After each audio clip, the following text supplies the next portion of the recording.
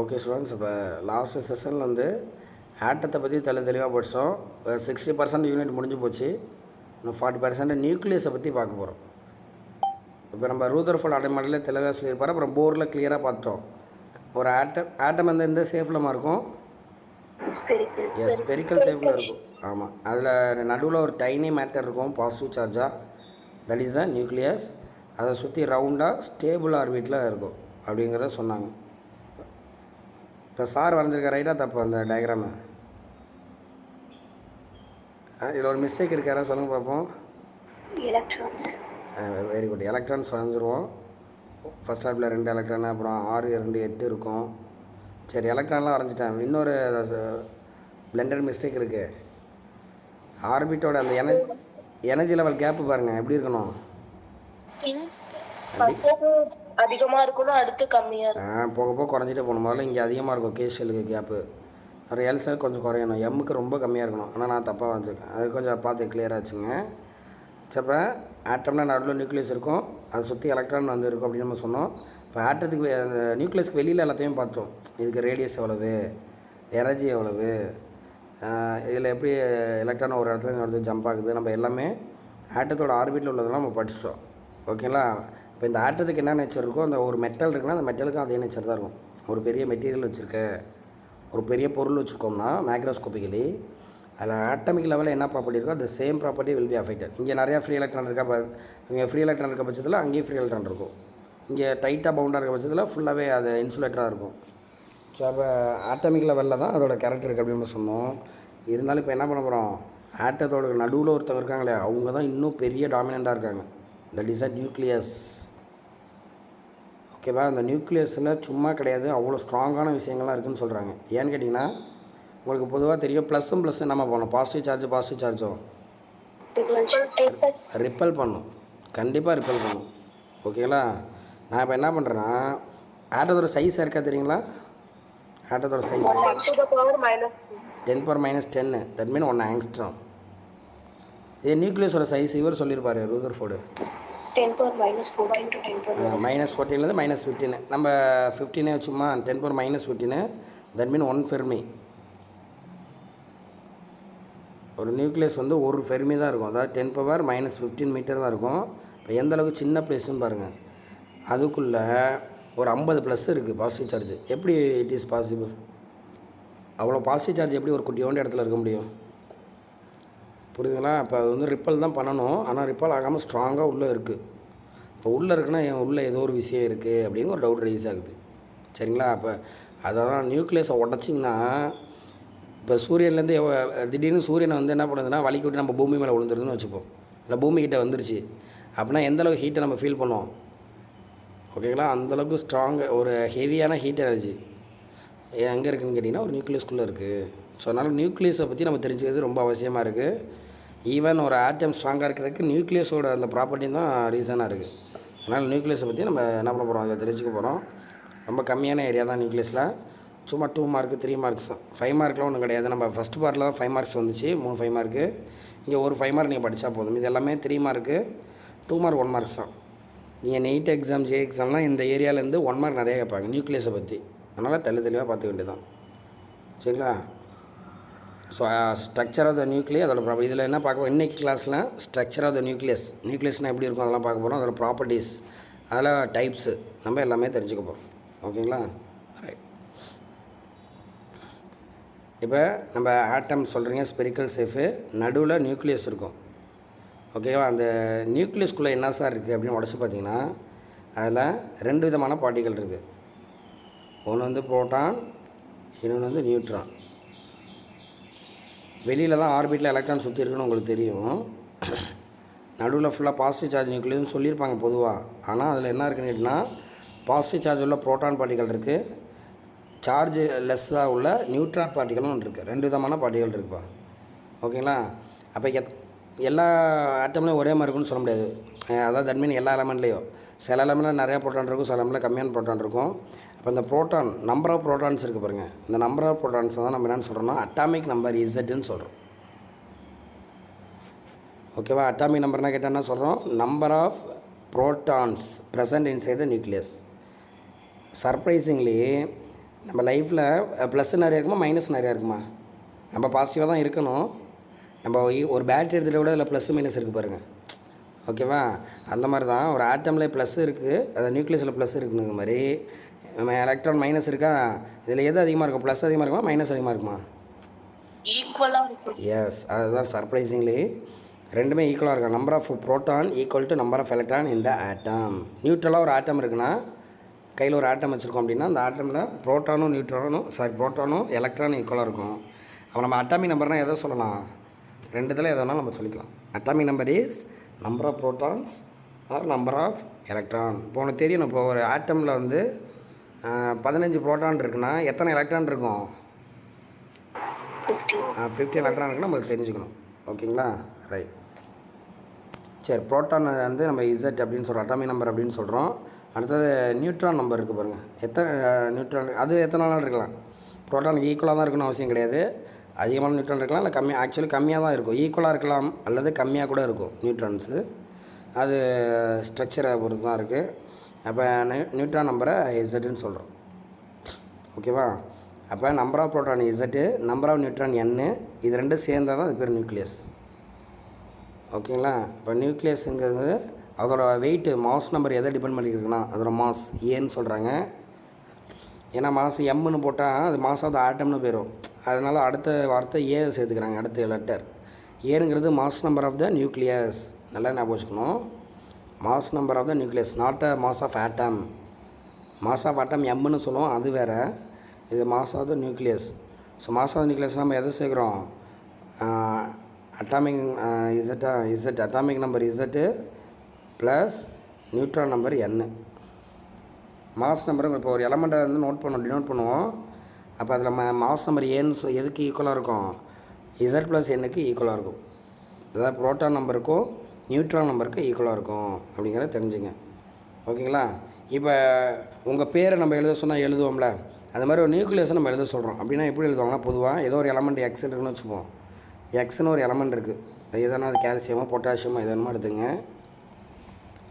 சரி, அந்த எலமெண்ட்டில் கீழே வந்து அட்டாமிக் நம்பரை எழுதுவாங்களாம், மேலே வந்து மாஸ் நம்பரை எழுதுவோம். இப்படி தான் டினோட் பண்ணுவோம். இது உங்களால் தெரிஞ்சது தான், இருந்தாலும் சொல்லிடுவோம். இதெல்லாம் எக்ஸாம்ஸில் கேட்க போகிறதில்ல. இதெல்லாம் உனக்கு பேசிக் நாலேஜ், ஐடியாஸ் இருக்கணும். ஓகேவா? கீழே உள்ளது அட்டாமிக் நம்பரு, மேலே உள்ளது மாஸ் நம்பர். ஓகேவா? ரைட். இந்த அட்டாமிக் நம்பர் எதை சொல்லுது? Number of protons or electron. Yes, proton or electron அப்படின்னு சொல்கிறோம். இந்த மாஸ் நம்பர்னால் எதை மென்ஷன் பண்ணுது? Sum of number of protons. Yes, proton number and atomic number. Sir, proton number and neutron number Z plus N. அப்போ இப்படி ஒரு ஃபார்முலாவே உருவாக்கிடுங்க. A equal to Z plus N. இங்கே கூட இருக்குது பாருங்கள். A equal to Z plus N. ஒன்றை என்ன பண்ணுவாங்கன்னா, ஒரு எலமெண்ட் கொடுக்குறான்னு வச்சுக்கோங்க. கொடுத்துட்டு அட்டாமிக் நம்பர் ஒரு உதாரணம் நான் எழுதுவேன். இப்போ சி, கார்பன் கூட வேணாம், நைட்ரஜன் எடுத்துப்போம். நைட்ரஜன் 7 15 எடுத்துக்கிறோன்னு வச்சுக்கோங்க. கரெக்டு தானம்மா? இப்போ இதில் அட்டாமிக் நம்பர் என்னென்னு கேட்டால் என்ன சொல்லுவீங்க? 7. மாஸ் நம்பர் கேட்டால் என்ன சொல்லுவீங்க?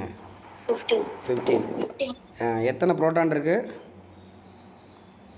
7. எத்தனை எலக்ட்ரான் இருக்கும்? 7. வெரி குட்மா, வெரி குட். எத்தனை நியூட்ரான் இருக்கும்? That is a point. Neutron எத்தனை இருக்கும்? 8. எக்ஸலண்ட்மா, வெரி குட்ரா. அதான் டோட்டல் மாஸ் நம்பர் வந்து 15ன்னு சொல்லியிருக்கோம்ல. அப்போ 7 ப்ரோட்டான் சொல்லிட்டீங்க. மாஸ் நம்பர்னால் ப்ரோட்டானும் நியூட்ரானும் சேர்ந்தது. அப்போ நீங்கள் இந்த மாஸ் நம்பரில் ப்ரோட்டான் கழிச்சுன்னா நியூட்ரான் கிடச்சிடும். அப்போ 15ல் 7 போயிடுச்சுன்னா 8ன்னு சொல்லணும். ஓகேங்களா? அப்போ 8 நியூட்ரான் இருக்கும். அப்போ இந்த ஃபார்முலாவை நம்ம எழுதி வச்சுக்க வேண்டியதான் நம்ம. அதாவது A equal to Z plus N. அப்போ N equal to A minus Z. N equal to A minus Z. அதான் மாஸ் நம்பர்லேருந்து அட்டாமிக் நம்பர் இப்படி கூட ஸ்டேட்மெண்ட் கொடுக்கலாம். மாஸ் நம்பருக்கும் அட்டாமிக் நம்பரோட டிஃப்ரென்ஸு நம்பர் ஆஃப் நியூட்ரான்ஸை சொல்லும். ஸ்டேட்மெண்ட் கொடுத்து ரைட்டாக ராங்கா அந்த மாதிரிலாம் கூட கேட்கலாம். So N equal to A minus Z note பண்ணி வச்சுக்கோங்க. அப்போ நியூட்ரான் நம்பரையும் நம்ம கண்டுபிடிக்க தெரியணும். ஓகேங்களா? ரைட்.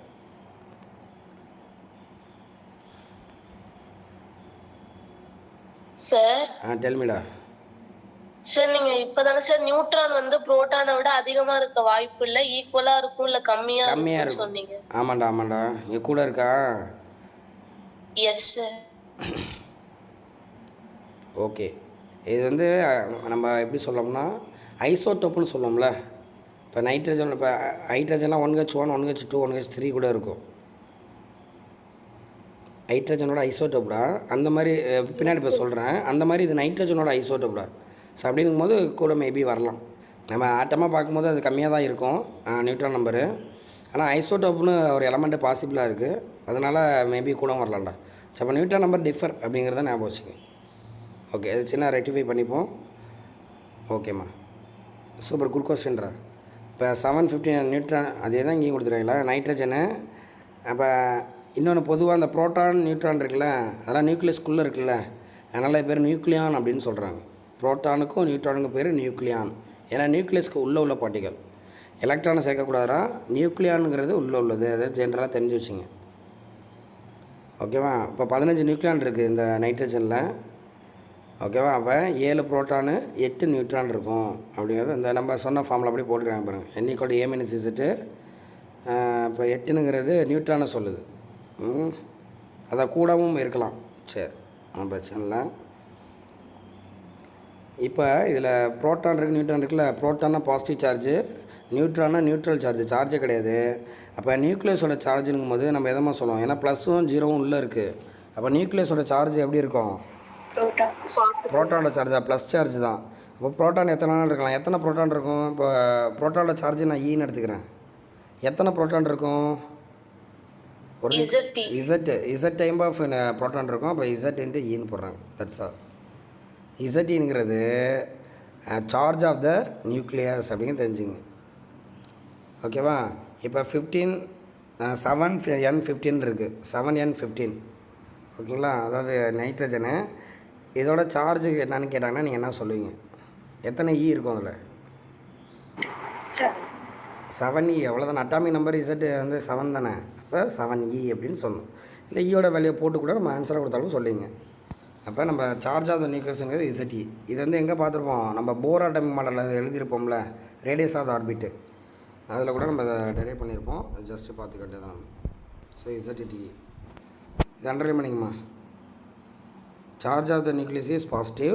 இந்த வேல்யூ எப்படி கண்டுபிடிக்கணும்னா இசட் இன்ட்டு இ. ஓகேவா. சரி, இப்போ நம்ம மெட்டீரியல்லாம் பிரிக்கணுமில்ல, கண்டக்டர், இன்சுலேட்டர் அந்த மாதிரி. இப்போ என்ன பண்ணுறாங்க அப்படின்னு கேட்டிங்கன்னா, நம்மகிட்ட உள்ள நியூக்ளியஸ் எல்லாம் பிரிக்கிறாங்க.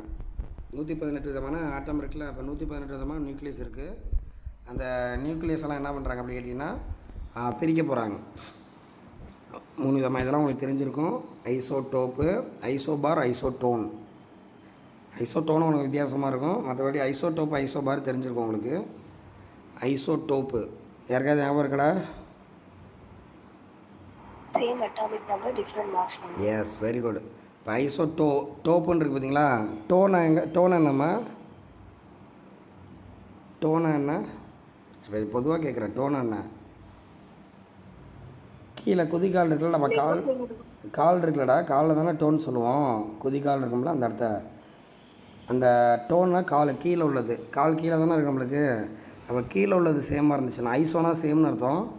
டோப்புனுங்கும் போது டோன் வந்திருக்காங்க. ஏன்னா இங்கே கன்ஃபியூஸ் ஆகிருக்கீங்க நீங்கள் எக்ஸாம் டைமில். நல்லா படிச்சு போவீங்க, அந்த இடத்துல மாற்றி எழுதிட்டு வந்துடுங்க. அதனால் கொஞ்சம் க்ளூ நிமானிக்ஸ் வச்சுப்போம். ஐசோ டோப்ஸு. டோனா கீழே உள்ளது ஈக்குவலாக இருந்தால் அது பேர் என்னது, ஐசோடோப்ஸ். கீழே என்ன இருக்கும், அட்டாமிக் நம்பர். இப்போ same atomic number different mass number இருந்துச்சுன்னா, அட்டாமிக் நம்பர் சேமாக இருக்கணும், டிஃப்ரெண்ட் மாஸ் நம்பர் இருந்துச்சுன்னா அது பேர் ஐசோடோப் அப்படின்னு சொல்கிறாங்க. 2 மார்க்கில் கேட்டால் எழுதிடுங்க. உங்களுக்கு ஈஸியாக கேட்பேன்னு கேட்டுருவாங்க, எழுதிட வேண்டியதான். அதுக்கு எக்ஸாம்பிள் வந்து பார்த்திங்கன்னா பாருங்கள், போட்டுருக்காங்க பாருங்கள். 1H1 1H2 1H3 நைட்ரஜன், அதை புரோட்டியம், டியூட்ரியம், டெரிடியம்னு சொல்லுவாங்க. 3 இது இருக்குது பாருங்கள். அட்டாமிக் நம்பர் பார்த்திங்கன்னா 1 இருக்கும். மாஸ் நம்பர் பார்த்திங்கன்னா வேரி ஆகும். ஓகேங்களா.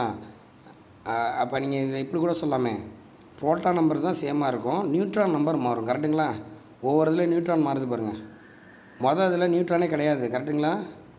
அடுத்ததில் 1 நியூட்ரான் இருக்கும், அடுத்ததில் 2 நியூட்ரான் இருக்கும். இதை கூட ஸ்டேட்மெண்ட்டாக கொடுப்பாங்க உங்களுக்கு. எங்கள் ஜேஇ நீட்டில் சொல்கிறேன். நியூக்ளியஸை பற்றி எது வந்து ராங்கான ஸ்டேட்மெண்ட் சொல்லி ஒரு 4 கொடுப்பாங்க. இதான் கரெக்டான ஸ்டேட்மெண்ட்டாக கொடுத்துருவாங்க. பார்த்துங்க. நம்ம தப்பு நினச்சிப்போம், இல்லையே புரோட்டான் நம்பர் தானே சேமாக இருக்கும், நியூட்ரான் நம்பர் டிஃப்ரெண்ட்டாக இருக்குன்னு சொல்லவே இல்லையே அப்படின்னு நம்ம விட்டுறக்கூடாது. சரிங்களா? அந்த மாதிரி கார்பனுக்கும் கொடுத்துருக்காங்க 6 12 3 13 14 இது பாருங்கள் 6 11 கார்பனில் 4 விதமாக இருக்குது. இந்த மாதிரி ஒவ்வொரு நியூக்ளியஸ்லையுமே டைப் ஆஃப் நியூக்ளியஸ் இருக்குதுப்பா. சரிங்களா? அது மாதிரி அட்டாமிக் நம்பர் சேமாக இருக்கணும், மாஸ் நம்பர் மட்டும் மாறும். ஓகேங்களா? மாஸ் நம்பர் மாறுறதுன்னா என்ன அர்த்தம்? மாஸ் நம்பர் மாறுதுன்னா அதோட நியூட்ரான் நம்பர் மாறுதுடா. தட் மீன் அதோட ஃபிசிக்கல் ப்ராப்பர்ட்டி வேரி ஆகணும்னு அர்த்தம். கரெக்டுங்களா? ஏன்னா ஸ்ட்ரக்சர் வந்து என்ன ஆகுது, மாறுதுங்களா? ஏன்னா நம்பர் ஆஃப் அந்த நியூட்ரான்ஸ் மாறுது. ஸோ அதுக்கேற்ற மாதிரி அதோட ஃபிசிக்கல் ஸ்ட்ரக்சர் மாற வாய்ப்பு இருக்குது. அதனால் என்ன சொல்கிறான்னா, சாதாரணமாக இப்போ நம்ம கெமிக்கல் ப்ராப்பர்ட்டிலாம் படிச்சிருப்போம். ரியாக்ட் ஆகுதுன்னா என்ன பண்ணுறோம், இந்த கடைசியில் உள்ள எலக்ட்ரானை தான் ஷேர் பண்ணிக்கும் இந்த ரியாக்ஷன்ஸ், கெமிக்கல் ரியாக்ஷனில். இங்கே வந்து அட்டாமிக் நம்பர் சேமுங்கிறனால நம்பர் ஆஃப் எலக்ட்ரானும் சேமாக தான் இருக்கும். கரெக்டுங்களா? அட்டாமிக் நம்பர் சேம் தான்டா ஐசோடோப்பில். அப்போ நம்பர் ஆஃப் எலக்ட்ரான்ஸ் எப்படி இருக்கும்? சேம். அதனால் கெமிக்கல் ப்ராப்பர்ட்டி மாறாதுங்கிறாங்க. இது வந்து தெரிஞ்சு வச்சுக்கணும். Chemical property atom determined by electrons. So isotope have the same. எல்லாமே சேம் தான் சொல்கிறாங்க. Same electronic structure and chemical structure. ஏன்னா எலக்ட்ரான் மாற போகிறதில்ல, அதனால் எல்லா ப்ராப்பர்ட்டியும் ஒரே மாதிரியாக இருக்கும் எல்லாத்துக்கும். ஓகேவா? இது எலக்ட்ரானிக் ஸ்ட்ரக்சரும் ஒரே மாதிரி இருக்கும், கெமிக்கல் ஸ்ட்ரக்சரும் ஒரே மாதிரி இருக்கும். சரிங்களா? என்ன வித்தியாசம் அப்படின்னு கேட்டால் இந்த நியூட்ரான் நம்பர் தான் மாறுது, மற்றபடி ஒன்றும் சேஞ்சஸ் இல்லை. அதனால் பீரியாடிக் டேபிள் எங்கே இருக்குன்னு என்ன சேம் பிளேஸில் இருக்குமா? இப்போ கார்பன் இருக்குன்னா அந்த கார்பனுக்கு பின்னாடி என்ன இருக்கும், கார்பனோட ஐசோடோப்ஸ் இருக்க மாதிரி காட்டியிருக்காங்க. இது பீரியாடிக் டேபிளில் இதுக்குன்னு தனி பிளேஸ் கிடையாது. ஏன்னா இது எப்படி தான் இருக்குது, கார்பன் மாதிரியே தான் இருக்குதுன்னு சொல்கிறாங்க. ஸோ அப்போ same chemical property, same electronic structure. ஏன்னா எலக்ட்ரான் ஒரே மாதிரி இருக்கனால எலக்ட்ரானிக் ஸ்ட்ரக்சர். அந்த மொதல் ஆர்பிட்டில் 2 இருக்கும், அடுத்த ஆர்பிட்டில் 6+2 அப்படி போகும்ல, 2+6 அந்த மாதிரியே நம்ம எடுத்துக்கிறோம் அது. ஸோ எலக்ட்ரானிக் ஸ்ட்ரக்சரும் சேமு, கெமிக்கல் ப்ராப்பர்ட்டி சேம். அதை அண்டர்லைன் பண்ணிங்க. இதெல்லாம் ஸ்டேட்மெண்ட்டாக கொடுப்பாங்கப்பா. சரி, இதுதான் isotope. Same atomic number, different mass number. இதில் டவுட்ஸ் இருக்கா உங்களுக்கு? ஓகேம்மா. இப்போ ஐசோபார். சரி, ஒரு எலமெண்ட் இருக்குது X, atomic number Z, mass number A. இப்போ மேத்தமெட்டிக்ஸில் பார்ஸ்ன்னு படிப்பீங்களா? மேக்ஸ் தான் உங்களுக்கு ரொம்ப பிடிக்கும். சரி, இந்த பார்னு சொல்லுவாங்களா, A பார் B பார்லாம் சொல்லுங்கள். இந்த பார்னால் எங்கேம்மா போடுவாங்க? கீழே போடுவாங்களா மேலே போடுவாங்களா? அப்போ நம்ம மேலே உள்ளது சேம். ஐசோனா சேம் தானே, மேலே உள்ளது சேம். அந்த பார்னால் மேலே தான் இருக்கும் அப்படின்னு ஞாபகம் வச்சுங்க. அப்போ ஐசோபார் மேலே என்ன இருக்குது, mass number. Same mass number, different atomic number. அங்கே உள்ளதுக்கு அப்படியே ஆப்போசிட். ஓகேவா? அங்கே same atomic number, different mass number. இங்கே same mass number, different atomic number. அப்படியே ஆப்போசிட்டாக எழுதிட வேண்டியதான். ஓகேங்களா? ரைட். இது ஒரு 2 மார்க்குடா. முக்கியமான ஒரு விஷயத்த சொல்ல மறந்துட்டோம். இப்போ இது வந்துலாம் பார்த்தீங்கன்னா ஆட்டமாஸ் தான் சேம் எலமெண்ட்டு. டெஃபரன்ஸ் கொடுத்துருக்கான் பாருங்கள். ஏன்னா ஹச்சுன்னு தான் போட்டுருக்கோம் பாருங்கள். ஏன்னா ஒரே மாதிரியே இருக்கனால சேம் எலமெண்ட்டு தான் அது. ஆனால் இப்போ நம்ம இங்கே பார்க்க போகிறது different element. The atoms of different element. வேறு ஆட்டத்தை தான் நம்ம எடுத்துக்க போகிறோம். ஆனால் என்ன இருக்கும், சேம் மாஸ் நம்பர் இருக்கும், டிஃப்ரெண்ட் அட்டாமிக் நம்பர் இருக்கும்.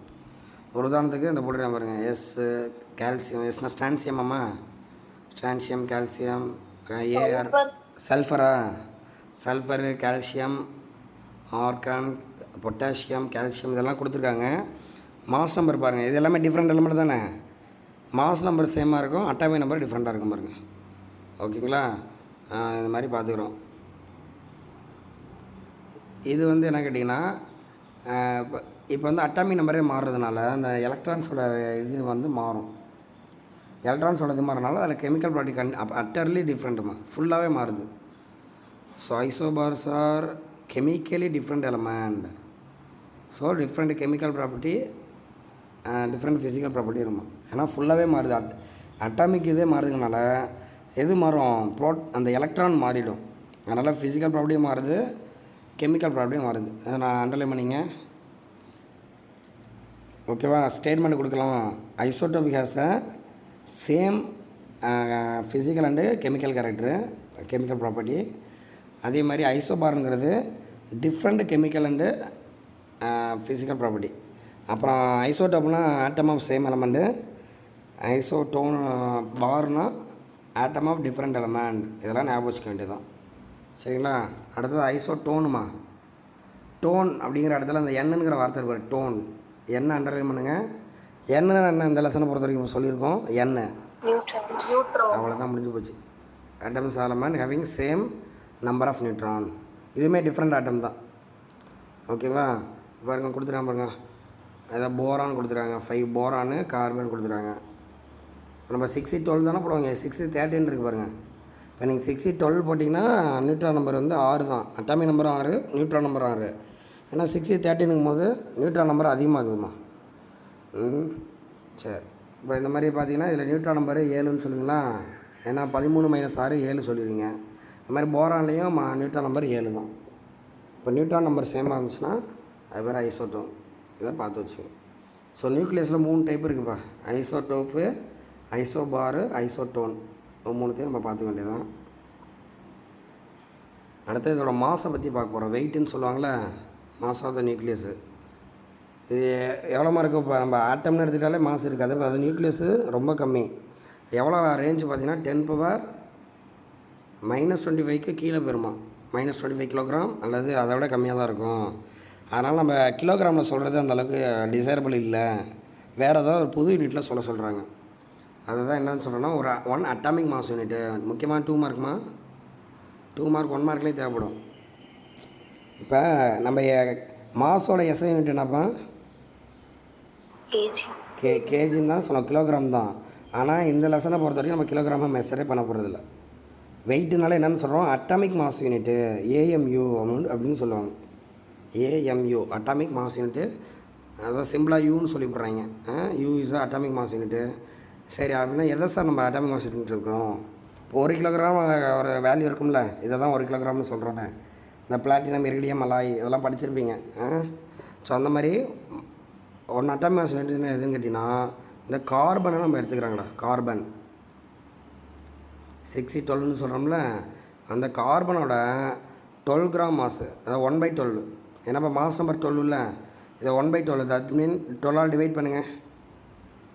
இப்போ 12ஆல் டிவைட் பண்ணால் 1ன்னு வந்தது பார்த்தீங்களா, அந்த மாசை தான் நம்ம என்னென்னு சொல்கிறோம், 1 யூன்னு சொல்கிறோம். இப்போ கார்பன் 12ஓட மாசில் 12th ஃப்ராக்ஷன் எடுத்துக்கிறாங்க, 1/12 ஃப்ராக்ஷன் எடுத்துக்கிறாங்க. அப்போ ஒரு வேல்யூ வருது பாருங்கள், அந்த வேல்யூ தான் நம்ம 1 அட்டாமிக் மாஸ் யூனிட்னு சொல்கிறோம். ஏன்னா இப்போ பாருங்கள், கார்பன் வந்து ஒரு டிஃப்ரெண்ட்டான எலிமெண்ட்டு.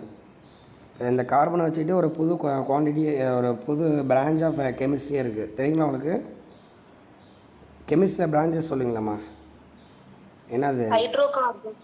ஹைட்ரோகார்பன் இல்லை, பிரான்ச்சஸ் சொல்கிறேன். இப்போ நம்ம எப்படி சொல்கிறது, ஆர்கானிக் கெமிஸ்ட்ரி, இன்ஆர்கானிக் கெமிஸ்ட்ரின்னு சொல்லுவீங்க. மேஜராக பிரிப்பீங்களா? என்னென்னு ஃபிசிக்கல் கெமிஸ்ட்ரி.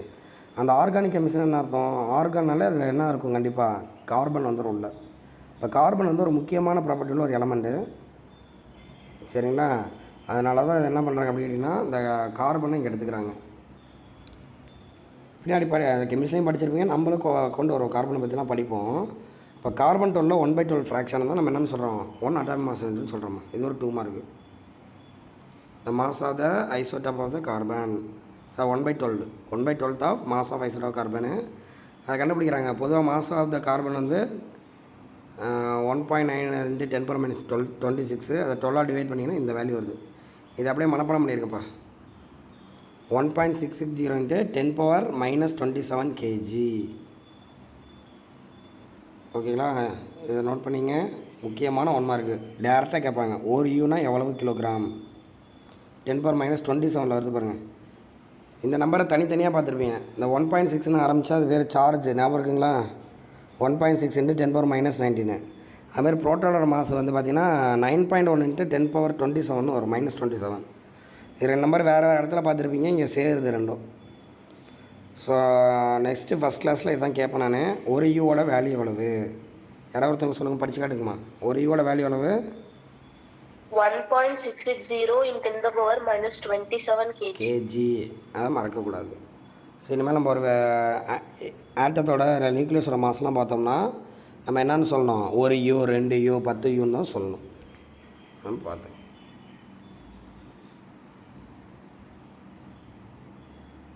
இப்போ அப்படி தெரிஞ்சுக்கிட்டு இப்போ என்ன பண்ணுறாங்க, யூனா என்னன்னு தெரிஞ்சுக்கிட்டோம். கார்பனோட மாஸில் 1/12 சொன்னோம். இப்போ இவங்க என்ன பண்ணிருக்காங்கன்னா, நியூட்ரானோட மாஸை கண்டுபிடிச்சி வச்சுருக்காங்க, புரோட்டானோட மாஸ் கண்டுபிடிச்சிருக்காங்க. இதெல்லாம் உனக்கு கண்டிப்பாக தேவைப்படுமா? நியூட்ரானோட ப்ரோட்டானோட மாஸ் ஃபஸ்ட் பாருங்களேன். ப்ரோட்டானுக்கு எவ்வளோ 1.007276. இதை அப்படியே மனப்பாடம் பண்ணிடுறீங்க. இந்த வேல்யூ சில இடத்துல கொடுத்து கூட கேட்கலாம், கொடுக்காமலே உனக்கு சம்ஸ் வரும். அப்போ நீங்கள் அதை போட்டுடணும். ப்ரோட்டானோட மாஸ் எவ்வளோப்பா 1.007276. அதே மாதிரி நியூட்ரானுக்கு மாஸ் எவ்வளவு 1.008665. Very good. இப்போ கம்பேர் பண்ணி பாருங்கள், யார் மாசு இருக்கிறதுல வெயிட் யார் அதிகம், ப்ரோட்டானா நியூட்ரானா? பாருங்கள், கொஞ்சம் லிட்டில் அதிகமாக இருக்குது, அவ்வளோதான். 1.00 போய்ட்டு 8665. இப்போ ப்ரோட்டானும் நியூட்ரானும் ஓரளவு சேம் மாசு தான்.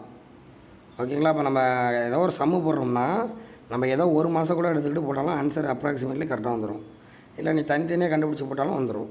ப்ரோட்டானுக்கு 7276 வருது, நியூட்ரானுக்கு 8665 வருது.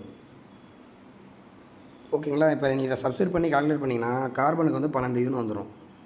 நம்ம அதை டிவைட் பை 12 போட்டிங்கன்னா ஒரு யூனிட் நம்ம ஆன்சர் பார்த்தோம். புரியுதுங்களா? இதை நம்ம தெரிஞ்சு வச்சுக்கிறோம். இதை வந்து நம்ம என்ன பண்ணியிருக்காங்கன்னா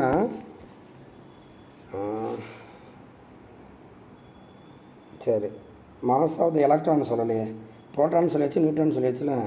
மாஸ் ஆஃப் த எலக்ட்ரான் இதை இந்த பேஜில் எழுதி வச்சுங்க. நான் எங்கே இருக்குதுன்னு சொல்கிறேன், அடுத்த பேஜில் வரும். அது இந்த இருக்குது பாருங்கள், மாஸ் டிஃபரன்ஸ் கண்டுபிடிக்கிறாங்க. இதை நோட் பண்ணிக்கமா, இந்த நம்பர் அங்கே எழுதி வச்சுங்க. மாஸ் ஆஃப் த 6 எலக்ட்ரான் போது 6 இந்த வேல்யூ போட்டுருக்காங்க. 0.00055 நோட் பண்ணிங்க. 0.00055 எலக்ட்ரானோட மாஸ் நீங்கள் நோட் பண்ணிச்சுமா. மாஸ் ஆஃப் த எலக்ட்ரான் வந்து 0.00055 யூன்னு போடணும்.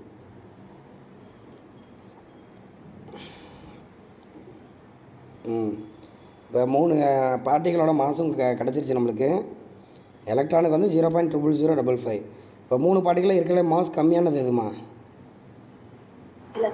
அவ்வளோதான். இப்போ எலக்ட்ரானோட கம்மியான மாஸ் இந்த உலகத்திலே கிடையாது, யூனிவர்ஸே கிடையாது. இருக்கிறதுலே மாஸ் கம்மியான பார்ட்டிகள் இது தான். ஆனால் அதோட மாஸையும் நம்ம கண்டுபிடிச்சி வச்சுருக்கோம், அதை பார்த்துங்க. சரிங்களா? ஸோ இந்த மாதிரி நம்ம என்ன பண்ணலாம், ஒரு ஆட்டத்தோட மாசுனால் இது 3 பேரோட மாசுமே சேர்ந்தால் தான் ஆட்டத்தோட மாசு. ஓகேங்களா? நம்ம நியூக்ளியஸோட மாசுனுக்கும் போது நம்ம என்ன பண்ணிக்கணும், எலக்ட்ரானோட மாசை மைனஸ் பண்ணிடணும். ஏன்னா எலக்ட்ரான் வெளியிலலாம் இருக்குது. சரி, அப்படி கார்பன் 12க்கு வந்து என்ன பண்ணுவாங்கன்னா முதல்ல இதெல்லாம் கண்டுபிடிச்சிட்டு டோட்டலாக அந்த எலக்ட்ரானை சேர்க்கக்கூடாது, சேர்க்காம இருந்தால் தான் 12U வரும் அப்படின்னு சொல்கிறாங்க.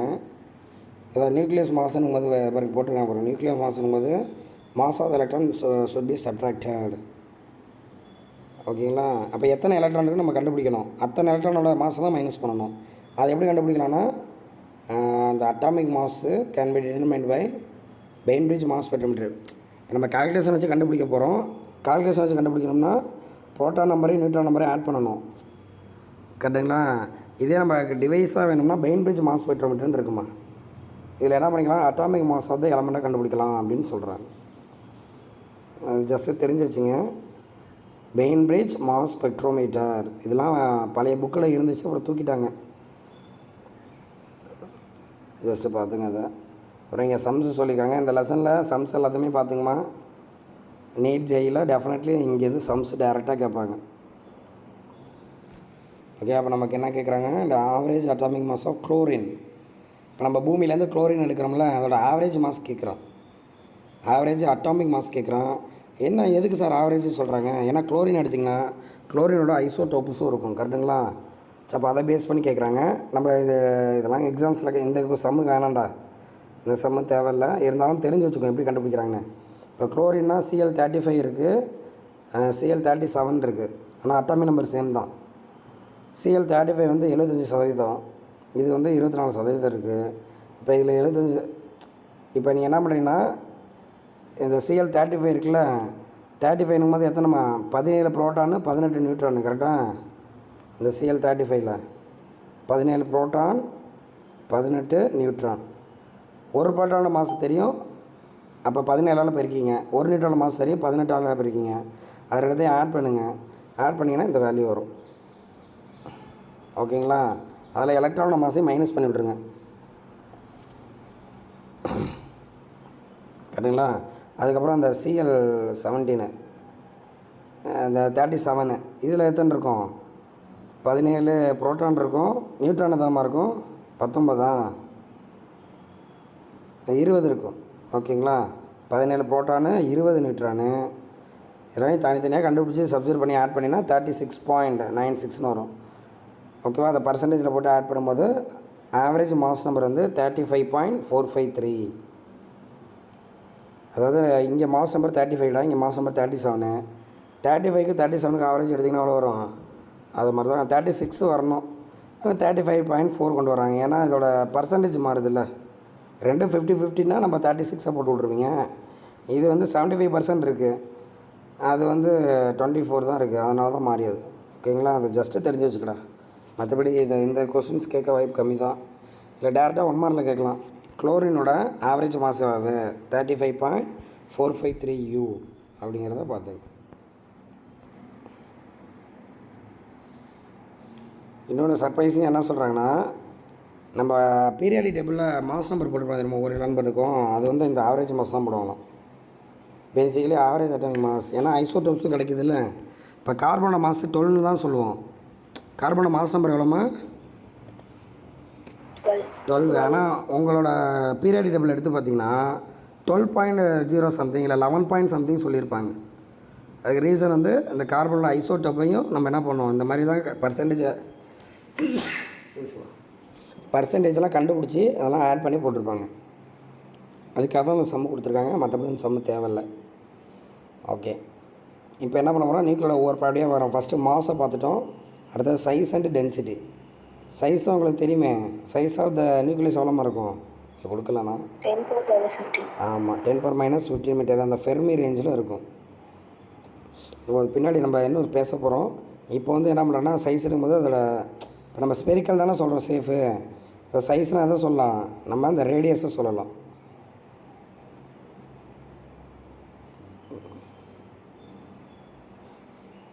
இப்போ இது நியூக்ளியஸ்னு இமேஜின் பண்ணிங்களேன். இப்போ இதோட ரேடியஸ் எந்த அளவுக்கு இருக்குது அதானே சைஸு. இப்போ ரேடியஸ் அதிகமாக இருந்தால் நம்ம சைஸ் பெருசாக இருக்குன்னு சொல்லுவோம், கம்மியாக இருக்குன்னா கம்மியாக இருக்குன்னு சொல்லுவோம். இப்போ ரேடியஸ் கண்டுபிடிக்க ஃபார்முலா என்ன சார் அப்படின்னு கேட்டால், இது வந்து எப்போ பொருந்துன்னா அட்டாமிக் நம்பர் 10 விட அதிகமாக இருக்கணுமா. இந்த ஈக்குவேஷன் ரொம்ப முக்கியமான ஈக்குவேஷன்மா. நம்ம நியூக்ளியஸோட ரேடியஸ் தட் மீன்ஸ் சைஸை கண்டுபிடிக்க ஃபார்முலா வந்து R = R0 A/1/3. R = R0 A/1/3. ஏன்னா நம்ம மாஸ் நம்பர். எஸ், அந்த நியூக்ளியஸோட மாஸ் நம்பரு. R0ங்கிறது ஒரு கான்ஸ்டன்ட் வேல்யூடா, 1.2 ஃபெர்மி. ஓகேவா, மாஸ் நம்பரை சப்ஸ்டியூட் பண்ணி அந்த 1.2 பெருக்கி விட்டிங்கன்னா நம்மளுக்கு ஆன்சர் கிடச்சிரும். அந்த ஃபெர்மின்னா அந்த போட்டிருக்காங்க பாருங்கள், ஒரு Fனுங்கிறது 10⁻15 மீட்டர். இங்கே தான் சொல்லியிருக்காங்க. இந்த யூனிட் எதுக்குன்னா என்ரிகோ ஃபெர்மி, அவர் தான் அந்த நியூக்ளியஸை பற்றி அனலைஸ் பண்ணியிருக்காரு. ஓகேவா, இந்த நியூக்ளியஸ்குள்ளே என்னென்ன எனர்ஜி இருக்குன்னு அவர் தான் கண்டுபிடிச்சாரு. அதனால் அவரை ஹானர் பண்ணுறதுக்காக அந்த பேரை வச்சுட்டாங்க. இது ஃபண்டமெண்டல் கான்ஸ்டன்ட் வேல்யூ 1.2 ஃபெர்மி அப்படிங்கிறத நான் வச்சுக்கேன். மாஸ் நம்பர் சொன்னால் போதும், நீ என்ன பண்ணிடலாம், அந்த இதோட ரேடியஸை கண்டுபிடிச்சிடலாம். ஏன்னா மாஸுக்கு ஏற்ற ரேடியஸ் தான் இருக்கும். ஒருத்தர் குண்டாக இருக்கானா இவ்வளோ தான் ரேடியஸ்ன்னு சொல்கிறான், ஒல்லியாக இருக்குன்னா இவ்வளோ ரேடியஸ். இப்போ மாஸை பேஸ் பண்ணி தான் அந்த ரேடியஸ் இருக்குது அப்படிங்கிறத சொல்கிறாங்கடா. R = R0 A/1/3 மறந்துடவே கூடாது. இது வந்து முக்கியமான சம்மா. இதெல்லாம் நிறையா வாட்டி எக்ஸாம்ஸில் கேட்டுருக்காங்க. ஈவன் பப்ளிக் எக்ஸாம்ஸ்லேயே கேட்டுருக்காங்க. கம்பல்சரி 2 மார்க்கில். எவ்வளோ ஈஸியாக இருக்குது பாருங்கள். என்ன கேட்டுருக்காங்கன்னா 197 AU நியூக்ளியஸ். அது நம்ம ஏயுனா நம்ம சில்வர்ஸ். ஏஜி தானடா சில்வரு. ஏயுனா கோல்டு. ஏயுனா ஆரம்னு சொல்லணும்ல. ஆரம்னா க்ரீக் லெட்டர். இதெல்லாம் மேக்ஸிமம் நம்ம யூஸ் பண்ணுறது எல்லாமே க்ரீக்கு தாம்மா. க்ரீக் சிம்பிள்ஸ் தான் யூஸ் பண்ணுறோம். ஏயுனா ஆரம், தட் மீன் கோல்டு. ஸோ அந்த கோல்டு நியூக்ளியஸோட ரேடியஸ் கண்டுபிடிக்க சொல்கிறாங்க. இவன் இந்த மாதிரி வார்த்தையை கொடுத்துறான். நீ என்ன பண்ணுவான், எக்ஸாம் எடுத்து எழுதணும். R = R0 A/1/3. ஏவோட வேல்யூ நம்ம ஆரத்துக்கு கோல்டுக்கு 197. எஸ், 197. R0 வேல்யூ போட்டுருங்க. 197க்கு க்யூப் ரூட் எடுக்கணும். க்யூப் ரூட் எடுத்து அதை 1.2 இருக்குன்னா 6.97 வருதுப்பா. க்யூப் ரூட் எடுக்க தெரியுங்களா, மேக்ஸில் பார்த்துருக்குல்ல. ஸ்கொயர் ரூட்டு ஈஸியாக எடுத்துடலாம். க்யூப் ரூட்டுங்கும் போது நீ என்ன பண்ணிக்கலாம், லாக் யூஸ் பண்ணுங்கள். லாக் எடுத்து 3ஆல் டிவைட் பண்ணுங்கள்.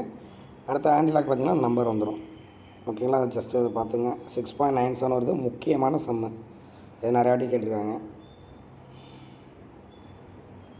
ஓகே, நம்ம இது வரைக்கும் பார்த்ததில் டவுட்ஸ் இருக்கலாம். ஒவ்வொரு ப்ராப்பர்ட்டியாக பார்த்துட்டு போயிட்டுருக்கோம்.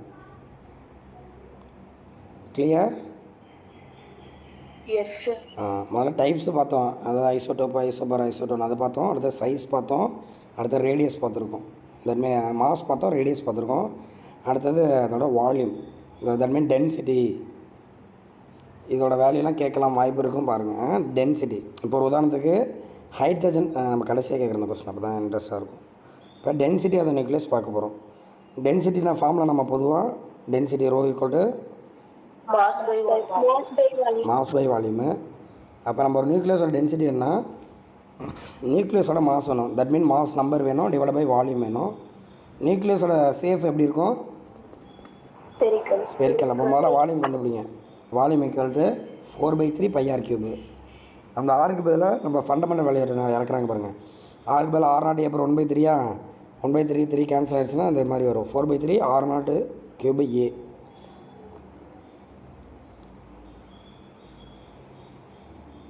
ஓகேவா. நம்ம ஏனும் போது மாஸ் நம்பர், இப்போ நம்ம மாதம் பேசுகிறதுனால மாசாவதர் போட்டான் எம்னா ஏ இன்ட்டு எம் தான் டோட்டல் நியூக்ளியஸோட மாசு. அது எப்படி கண்டுபிடிக்கணும், 1.6 அதாவது டோட்டல் மாசை வந்து சொல்கிறாங்கடா. மாதம் போது மாஸ் நம்பர் இன்ட்டு ஒரு டோட்டலோட மாதம். ஸோ அப்படி கண்டுபிடிக்க சொல்கிறாங்க. ஒரு நிமிஷம். ஓகேம்மா. இப்போ அதான் நம்ம ரேடியஸ் பார்த்தோம், அடுத்தது வால்யூம் பார்க்க போகிறோம். அதான் டென்சிட்டி பார்க்குறதுக்கு வால்யூம் பார்க்குறாங்க. அதாவது 4/3 πr இருக்குன்னு தெரிஞ்சு வச்சுக்கோங்க. இப்போ நீங்கள் வேல்யூலாம் சப்ஸ்டிட் பண்ணோன்னா, இப்போ நம்ம டென்சிட்டினா ஃபார்முலா மாஸ் பை வால்யூம்னு சொல்கிறோம்ல. வால்யூம் ஓகே 4/3 πr கியூப் இந்த கண்டுபிடிச்சி வச்சிட்டிங்க. மாசுனும் போது நம்ம சும்மா எம்னு போடக்கூடாது தான், ஏ இன்ட்டு எம்னு போடணுமா. ஏன்னா டோட்டல் மாசுனும் போது மாஸ் நம்பர் இன்ட்டு 1 பார்ட்டிகளோட மாசு. அதனால தான் ஏ இன்ட்டு எம்னு போட சொல்கிறாங்க. அந்த போட்டுருக்காங்க பாருங்கள். இந்த அடுத்த பேஜுக்கு வந்துடுங்க. ஏ இன்ட்டு எம் மேலே போட்டுருங்க, கீழே வந்து நம்ம கண்டுபிடிச்சா போடுங்க. இப்போ இதில் இது கேன்சல் ஆகுதா, ஒன்றும் ஆகலையே.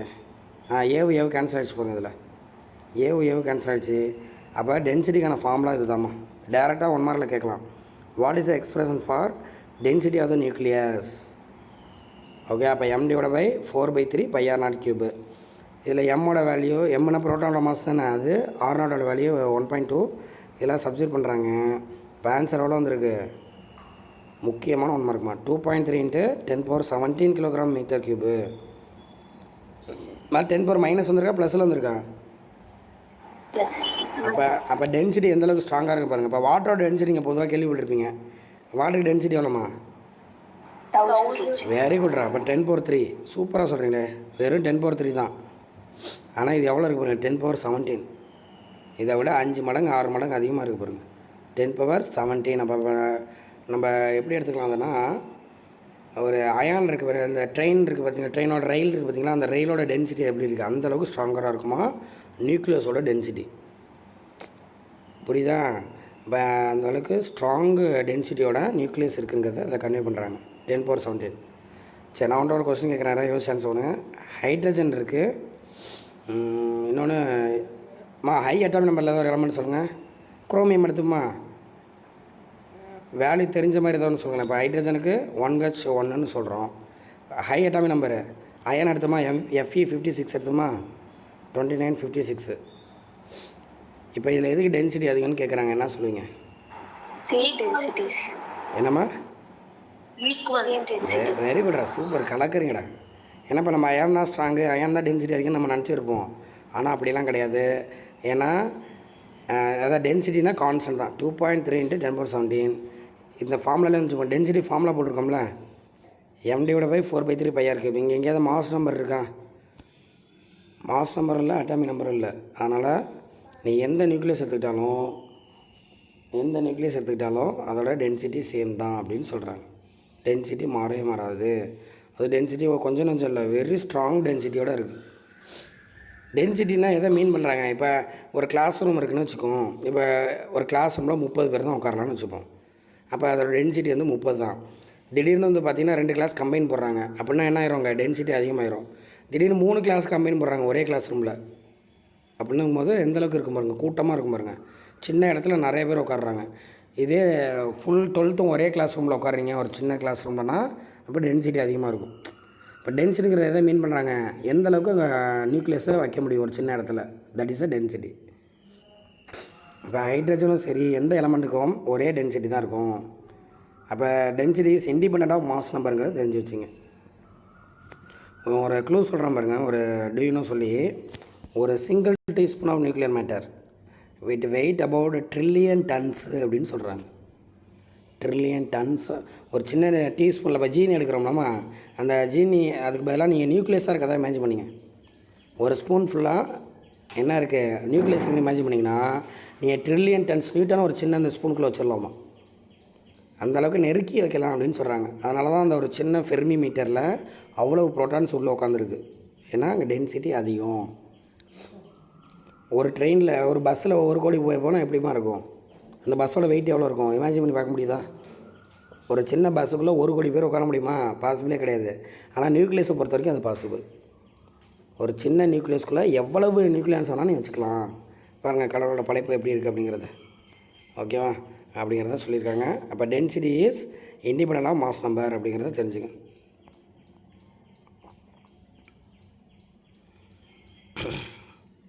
ஓகேம்மா. அடுத்தது mass defect and binding energy. இது ஒரு முக்கியமான ஏரியாடா, மாஸ் டிஃபைன். இப்போ நம்ம ஒரு நியூக்ளியஸோட மாஸ் கண்டுபிடிக்க என்னமா பண்ணுவீங்க? ஒரு நியூக்ளியஸோட மாஸ்னால் எதையும் செய்யணும். ஆமாம், புரோட்டானோட மாசு எம்பின்னு போடுறேன். Yes plus mass of the neutron, இது ரெண்டையும் சேர்த்தா தான் அது பேர் நியூக்ளியர் மாசு. ஓகேவா? இப்போ என்ன பண்ணுறாங்க அப்படின்னு கேட்டிங்கன்னா, உனக்கு ஒரு டவுட் வருதுல்ல. இப்போ ப்ளஸ்ஸை ரிப்பல் பண்ணுன்னு சொல்கிறோம். அப்புறம் எப்படி சார் ஒரு சின்ன இது வந்து நியூக்ளியஸாக பெருசாக போடுறோம், ஒரு சின்ன நியூக்ளியஸில் எப்படி சார் அவ்வளோ ப்ளஸ் இருக்க முடியும்? இவ்வளோ ப்ளஸ் இருந்தால் என்ன பண்ணணும், உடச்சிக்கிட்டு வெளியில் வந்துடணும். இவ்வளோ ப்ளஸ்ஸும் எப்படி அங்கே பைண்டாக இருக்குது அப்படின்னு ஒரு டவுட் வருது உங்களுக்கு, வரணும். அப்போ அங்கே இன்னொரு எனர்ஜி எக்ஸ்ட்ரா ப்ரெசென்ட்டாக இருக்குது. அந்த எனர்ஜி பேர் பைண்டிங் எனர்ஜி. அந்த எனர்ஜி எங்கேருந்து சார் வந்துச்சு? அது ரிப்பல் பண்ணி வரக்கூடிய அந்த ஒர்க்கை விட, ஃபோர்ஸை விட, எனர்ஜியை விட ஸ்ட்ராங்கஸ்ட் எனர்ஜி ஒன்று உள்ளே இருக்குது. That is called binding energy அப்படின்னு சொல்கிறாங்க. அது எப்படி கண்டுபிடிக்கிறாங்கன்னு பார்ப்போம். ஒரு உதாரணத்துக்கு கார்பன் 12 எடுத்துக்கிறாங்க, 6C12. அப்போ அதில் 6 ப்ரோட்டான் 6 நியூட்ரான் இருக்குமா? தனித்தனியாக மாஸ் கண்டுபிடிங்க. 6.0516 இந்த மாதிரி வந்திருக்கு. 6 நியூட்ரான் மாசு, புரோட்டான மாசு. நம்ம அட்டாமிக் மாசுங்கும் போது இதில் எலக்ட்ரான் மாசையும் கண்டுபிடிச்சி வச்சுப்போம். மாஸ் ஆஃப் த எலக்ட்ரான் பின்னாடி தேவைப்படும், அதனால் கண்டுபிடிச்சி வச்சுப்போம். இப்போ என்ன பண்ணுறாங்கன்னு கேட்டிங்கன்னா, total mass of carbon 12 nucleus. Carbon 12 nucleus மாஸ்னால் புரோட்டான் நியூட்ரான் மட்டும் சேருங்க. சேர்த்திங்கன்னா ஆக்சுவலி இதுதான் என்னது, நம்மளுக்கு கார்பன் நியூக்ளியஸோட மாசு 12.095558 U. கார்பன் 12ஓட நியூக்ளியஸ் மாசு. இப்போ என்ன பண்ணுறாங்கன்னா, நம்ம பெயின்பிரிட்ஜ் மாஸ் ஸ்பெக்ட்ரோமீட்டர்னு சொன்னேன்னா, அந்த டிவைஸ் வச்சுட்டு அட்டாமிக் மாஸ் கண்டுபிடிக்கிறாங்க. கார்பன் 12ஓட மாஸ் கண்டுபிடிக்கிறாங்க. அது வரதில் என்ன பண்ணும், நம்ம அட்டாமிக் மாஸ் கண்டுபிடிக்கிறதுனால எலக்ட்ரான் மாஸ் அதில் மைனஸ் பண்ணிடணும். நான் எக்ஸ்பெரிமெண்ட்லாம் பண்ணுறேன்டா, இது தியரிட்டிக்கலாக சொல்லிட்டேன், இவ்வளோ தான் இருக்குன்னு. என்னோடய ப்ரெடிக்ஷன் இவ்வளவு, ஆனால் இவ்வளோ வருதான்னு செக் பண்ணி பார்ப்போம். நமக்கு கார்பன் 12 வருதில்ல, அதில் 12 யூனும் வந்திருக்கு. நமக்கு பெயின்பிரிட்ஜ் ஸ்பெக்ட்ரோமீட்டரில் 12 யூனும் வருது. அதில் என்ன பண்ணணும், எலக்ட்ரானை மைனஸ் பண்ணணும். 6 எலக்ட்ரானோட மாதம் மைனஸ் பண்ணிங்கன்னா ஆன்சர் எவ்வளோ வருது, 11.9967. இதை மட்டும் அண்டர்லைன் பண்ணுற பாருங்க. இது வந்து தியரிட்டிக்கலி நியூக்ளியர் மாசு, இது எக்ஸ்பெரிமெண்டல் நியூக்ளியர் மாசு. ரெண்டும் ஒரே மாதிரியாவா இருக்குது? கொஞ்சம் வித்தியாசம் இருக்குல்ல. இப்போ ரெண்டுத்துக்குமான விஷயம் டெல்லம். This is called mass defect. Mass defect அது எவ்வளோ வந்திருக்கு, 0.0988 U அப்படிங்கிறது வந்திருக்கு. ஸோ இவ்வளோ மாஸ் டிஃபெக்ட்டு கார்பன்லேயே இருக்குது. இந்த மாதிரி ஒவ்வொரு எலமெண்ட்டுக்கும் ஒவ்வொரு விதமான மாஸ் டிஃபெக்ட் கண்டிப்பாக இருக்கும். நம்ம எதிர்பார்க்குறது ஒன்று, அங்கே இருக்கிறது ஒன்று இருக்கும் அப்படின்னு சொல்கிறாங்க. சப்போஸ் 2 மார்க்கில் மாஸ் டிஃபெக்ட் கேட்க வாய்ப்பு கம்மி தான். நீங்கள் என்ன பண்ணலாம், the external mass of nucleus is less than the mass of individual constituent அப்படின்னு சொல்லுவோம். நம்ம தனித்தனியாக பார்த்தது கன்ஸ்டிடியூவன்ட், அதுக்குள்ளே இருக்கல புரோட்டான் நியூட்ரானு, அதோட மாசெல்லாம் சேர்த்தது கன்ஸ்டிடியூவன்ட். ஓகேவா? அதோட மாசுக்கும் நம்ம ஆக்சுவல் மாசுக்கும் வித்தியாசம் தான் நம்ம மாஸ் டிஃபெக்ட்னு சொல்கிறோம். ஓகேவா? இதுதான் ஃபார்முலாமா. நம்ம இதை எப்படி கண்டுபிடிச்சோம், ZMP + NMN. இதுதான் என்னது, எக்ஸ்பெரிமெண்டல் மாசு, மாஸ் ஆஃப் த கன்ஸ்டிடியூவன்ட். இது வந்து எக்ஸ்பெரிமெண்ட்டுங்கிறேன், தியரிட்டிக்கல் மாசு. எவ்வளோ தான் இருக்குன்னு நம்ம ப்ரெடிக்ட் பண்ணுறோம், இதையும் ஆட் பண்ணுங்க அப்படின்ட்டு. ஆனால் ஆக்சுவலி எக்ஸ்பெரிமெண்ட்டில் கண்டுபிடிச்சது இவ்வளவு. அந்த வித்தியாசம் எப்படி தான் கண்டுபிடிக்கிறாங்க, டெல்லம். ஓகேவா? இதுதான் மாஸ் டிஃபெக்ட்டுக்கான ஃபார்முலா, மனப்பாடம் பண்ணிடுங்க. இப்படி தான் கண்டுபிடிக்கணும். ZMP NMன்னா டோட்டல் நியூக்ளியர் மாசு, -Mங்கிறது ஆக்சுவல் மாசு. சரிங்களா? எப்போ டிஃபைட்டை கண்டுபிடிச்சிடலாம். ஐன்ஸ்டீனால உங்களுக்கு என்னம்மா ஞாபகத்துக்கு வரும்? ஐன்ஸ்டைன் அப்படின்னா எந்த ஈக்குவேஷன் ஞாபகம்? வெரி குட்ரா, வெரி குட். எல்லாமே தெரிஞ்சு வச்சுருக்கீங்களே. Equal to M C square.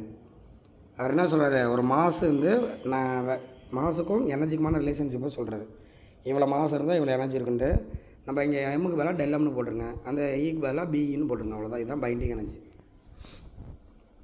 ஓகேவா? டெல்லம் சி ஸ்கொயர் அப்படின்னு சொல்கிறாங்க. அப்போ அந்த ஃபார்முலாவில் என்ன பண்ணுறீங்க, இன்ட்டு சி ஸ்கொயரை சேருங்க. Z M P N M N minus M into C square. இதை சேர்த்திங்கன்னா பைண்டிங் எனர்ஜி கிடச்சிரும். இந்த பைண்டிங் எனர்ஜியெல்லாம் என்ன இருக்குது, அவ்வளோ ப்ளஸ் அதில் பைண்ட் ஆகிருக்கு அப்படின்னு சொல்கிறாங்க. இது கொஞ்சம் நஞ்சம் கிடையாது, ஹெவி வேல்யூ. அதை அடுத்தது வருமா நான் காட்டுறேன், ஒரு எக்ஸாம்பிள் சம்மில் காட்டுவோம். ஸோ பைண்டிங் எனர்ஜி கண்டுபிடிக்க இதாண்டா formula. Z M P N M N minus M into C square. அதில் முன்னாடி உள்ள பார்ட்டு மட்டும் டெல்லம்னுக்கான ஃபார்முலா. இதெல்லாம் உங்களுக்கு கண்டுபிடிக்கிறது தெரியணும். இதெல்லாம் நீட் ஜெயிலில் கேட்குறாங்க. Mass defect and binding energy ரெண்டு விதமான ஃபார்முலா பார்த்து வச்சுங்க. இதில் கொஞ்சம் ஆல்ட்ரு பண்ணுறாங்க. ஏன்னா இதில் அட்டாமிக் நம்ம ஒரு ஹைட்ரஜனோட மாஸை வந்து கொண்டு வர பார்க்குறாங்க. அதுக்காக இவங்க சொல்கிறது அப்படியே நம்ம ஃபாலோ பண்ணுவோம். என்ன பண்ணுறாங்கன்னா adding and subtracting mass of electron. ஏன்னா எலக்ட்ரானை விடக்கூடாதுல்ல, அதுக்காக இசட்எம்இ ப்ளஸ் போட்டு மைனஸ் பண்ணுறாங்க. அப்போ ஈக்குவேஷன் சேஞ்ச் ஆகுமா வேல்யூ? அதனால் ப்ளஸ் இசட்எம்இ மைனஸ் இசட்எம்இ போடுங்க. அப்புறம் இந்த மொதல் ரெண்டு டேர்ம்லேயே இசட்டை காமனாடுங்க. எம்பி ப்ளஸ் எம்இ வரும், பேலன்ஸ் இந்த டேர்ம் இருக்குது. ஓகேங்களா? இதுக்கு கம்பைன்டி கால்டஸ் எம்ஹெச்ன்னு சொல்கிறாங்க, மாஸ் ஆஃப் ஹைட்ரஜன். ஏன்னா ஒரு ப்ரோட்டான் ஒரு எலக்ட்ரான் தான் பேர் ஹைட்ரஜன் தானே. அப்போ இசட்எம்ஹெச், இந்த ஃபஸ்ட்டு டேர்முக்கு பதிலாக இசட்எம்ஹெச் அப்படின்னு போடுறாங்க. என்எம்என் தனியாக இருக்கணும், மைனஸை காமனாக எடுத்திங்கன்னா எம் ப்ளஸ் இசட்எம் அப்படின்னு வருது. எம் ப்ளஸ் இசட்எம்இ அது மாஸ் ஆஃப் ஏதோ ஒரு ஆட்டம் அப்படின்னு சொல்கிறாங்க, மாஸ் ஆஃப் எனி ஆட்டம். அதனால் எம்ஏன்னு போடுறாங்க. ஸோ இப்படி ஒரு ஃபார்முலா கொண்டு வராங்கப்பா. பைண்டிங் எனர்ஜி இப்படி ஒரு ஃபார்முலா இருக்குது. இதெல்லாம் கூட 1 மார்க்கில் கேட்கலாம். Z M H N M N mass of the nucleus, mass of the atom of the எலமெண்ட்ப்பா, not a nucleus, mass of the atom of the element. ஏன்னா இதில் எலக்ட்ரானும் சேருது பாருங்கள். மாஸ் ஆஃப் த நியூக்ளியஸும் எலக்ட்ரானோட மாஸும் சேருது. அதனால் இது பேர் மாஸ் ஆஃப் த ஆட்டம். புரியுதுங்களா? இது ஜஸ்ட்டு தெரிஞ்சு வச்சுங்க. This is called binding energy. இதெல்லாம் பைண்டிங் எனர்ஜி டிஃப்ரெண்ட் ஃபார்முலாப்பா. நம்ம அதிகமாக யூஸ் பண்ண போகிறது இது ஒன்று தான். பைண்டிங் எனர்ஜி ஃபார்முலா வந்து இசட்எம்இ என்எம்என் மைனஸ் எம் சி ஸ்கொயர். இதுதான் வந்து பார்த்துங்க. இப்போ ஒரு உதாரணத்துக்கு மாஸ் டிஃபைட் வந்து ஒரு யூ இருக்குன்னு வச்சுப்போம். இப்போ நம்ம கண்டுபிடிக்க போகிறோம்ல, இசட்எம்பி என்எம்என் கண்டுபிடிப்போம். அதில் எம்ஐ மைனஸ் பண்ண போகிறோம். சப்போஸ் ஒரு யூ இருக்குன்னா, மாஸ் டிஃபைட்டு ஒரு யூனா அதுக்கான எனர்ஜி எல்லாம் கண்டுபிடிக்கிறாங்க. இது ஒரு 1 மார்க்குமா கண்டுபிடிக்கிறாங்க பாருங்கள். ஒரு யூக்கு ஈக்குவலண்டான இந்த energy equivalent 1 atomic mass unit. அப்போ ஒரு யூக்கான மாஸ் டிஃபைட்டு இந்த சி ஸ்கொயராக 3 × 10⁸ ஸ்கொயரு போட்டிங்கன்னா எத்தனை ஜூல் மாறுது? 14.94 × 10⁻⁻⁻ ஜூலு மைனஸ் 11 ஜூலு. இதை நோட் பண்ணிங்க. அது எலக்ட்ரான் வோல்ட்டில் போடுறாங்க. எலக்ட்ரான் வோல்ட்டில் போட்டிங்கன்னா ஈயில் இப்போ கொண்டு வராங்கம்மா. அப்போ என்ன பண்ணும், ஈயால் டிவைட் பண்ணுமா? அதை டிவைட் பண்ணிங்கன்னா எவ்வளோ வருது? 931 MeVன்னு வருது, மெகா எலக்ட்ரான் வோல்ட்டு. இப்போ புரிஞ்சிக்க முடியுதா? ஒரு யூ டிஃப்ரெண்ட் இருந்துச்சுன்னா அதில் எவ்வளோ எனர்ஜி இருக்குன்னு அர்த்தமா? 931 mega electron volt. It's a very strong energy. ஒரு சிலிண்டர் ஃபுல்லாக எரிஞ்சால் நம்மளுக்கு எவ்வளோ எனர்ஜி கிடைக்கும்? அந்தளவுக்கு எனர்ஜி மாதிரி ஹீட் எனர்ஜிக்கு ஈக்குவல். இப்போ இமேஜின் பண்ணி பாருங்கள், ஒரு யூனாலே 931 mega electron volt. Not a electron volt, it is a mega electron volt. இப்போ அந்தளவுக்கு ஸ்ட்ராங்கஸ்ட் எனர்ஜி உள்ளே இருக்குது. புரியுதாம்மா? ஏன் நியூக்ளியஸ்குள்ளே ப்ளஸ்ஸு சேர்ந்துருக்குன்னு? ஏன்னா அந்தளவுக்கு ஸ்ட்ராங்கஸ்ட்டு எனர்ஜி, பைண்டிங் எனர்ஜி இருக்குது. இது வந்து அட்ராக்ட் பண்ணி வச்சுருக்கு, பிடிச்சி தள்ளி உள்ள அட்ராக்ட் பண்ணி வச்சுருக்கு. அதனால தான் எல்லாம் அட்ராக்ட் ஆகி ஒரே இடத்துல இருக்குது. ஒரு குட்டியோண்டு இடத்துல எக்கச்சக்கமான பாசிட்டிவ் சார்ஜ் இருக்குது. அதுக்கு வந்து இதுதான் காரணம். ஒரு உதாரணத்துக்கு ஒரு யூக்கு இவ்வளோ சொல்லியிருக்கேன். எல்லா இடத்துலையும் ஒரு யூ இருக்காது. இப்போ ஒரு உதாரணத்துக்கு இங்கே கண்டுபிடிக்குமா? எது கண்டுபிடிக்கிறாங்க? ஹீலியம் எடுத்துக்கிறாங்களா? ஒரு சிம்பிளிசிட்டிக்காக, ஒன்று புரியுங்கிறக்காக ஹீலியம் எடுத்துக்கிறாங்க.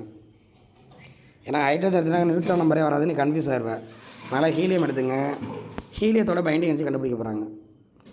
பைண்டிங் எனர்ஜி ஃபார்முலா சொல்லட்டுமா? இசட்எம்இ சரி என்ன போட்டுருக்காங்க? இசட்எம்ஹெச் அதான் மாஸ் ஆஃப் த ப்ரோட்டான் போடணும். இல்லை எம்ஹெச்னு எல்லாம் ஒன்று தானே. ஹைட்ரஜனாலும் ப்ரோட்டானாலும் ஒன்று தான் இந்த இடத்துல. அப்போ ZMH NMN மைனஸ் MA. ஓகேவா? அப்போ இதில் நீ என்ன பண்ணணும், அட்டாமி நம்பரு மாஸ் நம்பர்லாம் கண்டுபிடிங்க. அட்டாமி நம்பர் 2, நியூட்ரான் நம்பர் வந்து 2 தான். ஏன்னா 4 - 2 2 தானே வரும், 2. அப்போ இதெல்லாம் இதில் சப்ஜெக்ட் பண்ணுங்கள். மாஸ் ஆஃப் த ப்ரோட்டானும் தெரியும், மாஸ் ஆஃப் த நியூட்ரான் தெரியும். எல்லாத்தையும் சப்ஜெக்ட் பண்ணுறாங்க பாருங்கள். இது முக்கியமான சம்டா, இந்த சம்மை கேட்க வாய்ப்பு இருக்குது. ஸோ எல்லா வேலையும் நீங்கள் சப்ஜெக்ட் பண்ணுங்கள். மைனஸ் இது வந்து அவன் எக்ஸ்மெண்ட்லேயே கொடுத்துட்றான். நம்ம எக்ஸ்மெண்ட்லேயே கண்டுபிடிச்சது வந்து 4.00260. அதையும் நீங்கள் என்ன பண்ணுங்க, அந்த ஃபார்முலாவில் சப்ஜெக்ட் பண்ணுங்கள். போட்டிங்கன்னா எத்தனை யூ வந்துருக்கு, ஒரு யூலாம் வர வாய்ப்பு கம்மி தான்டா. ஒரு யூக்கு மேலே இங்கே எத்தனை யூ வந்துருக்கு பாருங்கள், 0.03043 யூன்னு வருது. ரொம்ப பெரிய எலமெண்ட் போனீங்கன்னா தான் ஒரு யூ பக்கமாக வரும். இதெல்லாம் சின்ன எலமெண்ட்டுங்கிறனால கம்மியான எனர்ஜி மாதிரி தான் காட்டுறாங்க. 0.03043 யூ. அப்போ அதுக்கு ஈக்குவலான எனர்ஜி கண்டுபிடிக்கிறாங்க. ஏன்னா ஒரு யூக்கு எனர்ஜி தெரியும். அப்போ இத்தனை யூனா எத்தனை எனர்ஜி, அப்போ 934 பெருக்கிறாங்க. இப்போ எவ்வளோ மாறுது, 28 மைல். முக்கியமான 1 மார்க்குமா இல்லை சம்ஸில் 2 மார்க்கெலாம் கேட்குறாங்க. கம்பல்சரியில் கூட கேட்க வாய்ப்பு இருக்குது. அப்போ ஒரு ஹீலியத்தில் எவ்வளோமா எனர்ஜி இருக்குது, ஹீலியத்தோட பைண்டிங் எனர்ஜி எவ்வளவு, 28.33 மெகா எலக்ட்ரான் வோல்ட்டு அப்படிங்கிறத தெரிஞ்சுச்சுங்க. இதை நம்ம எப்படி சிம்பிளான முதல்ல எத்தனை யூ பைண்டிங் எனர்ஜி கண்டுபிடிங்க, மாஸ் கண்டுபிடிங்க. மாஸ் டிவைடு எத்தனை யூன்னு கண்டுபிடிங்க. ஒரு யூக்கான எனர்ஜி நம்மளுக்கு தெரியும் 931, இத்தனை யூனா எவ்வளோன்னு பெருக்கிங்க. ஓகேவா? ஸோ இது ரொம்ப சிம்பிள். இதில் ஃபார்முலாவில் பார்த்தீங்கன்னா உனக்கு குழப்பற மாதிரி எம்ஹெச் கொடுத்துருக்காங்க. ஏன்னா கொஸ்டினில் எம்ஹெச் கொடுத்துட்டோம், அதனால தான் நான் எம்ஹெச் போட்டுருக்கேன். இல்லாட்டி என்ன பண்ணலாம், மாசாத போட்டானே போட்டுக்கலாம். சப்போஸ் டேட்டா கொடுக்காம இருந்தாங்கன்னா என்ன தான் எடுத்துக்கணும், ZMP தான் எடுத்துக்கணும். ZMP NMN மைனஸ் MA² தான். மாசாத போட்டால் தான் உங்களுக்கு தெரியுமே. அதெல்லாம் கொடுக்க மாட்டான், நீங்கள் தான் போடணும். அந்த வேலையெல்லாம் மனப்பாடம் பண்ணுங்கள். 1.08665 மாதிரி 1.007276 தான், அதெல்லாம் மனப்பாடம் பண்ணிடலாம். இவன் ஹைட்ரஜனை கொடுத்ததுனால நம்ம ஹைட்ரஜன் எடுத்துக்கிறோம். ஸோ அப்போ ஹீலியத்தோட பைண்டிங் எனர்ஜி வந்து 28.33 அப்படிங்கிறத ஞாபகம் வச்சுக்கேன்.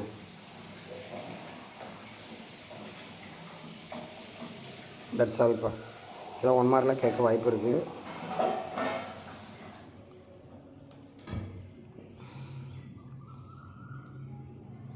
சரிம்மா, இதெல்லாம் பேசிக் ஃபினாமினானு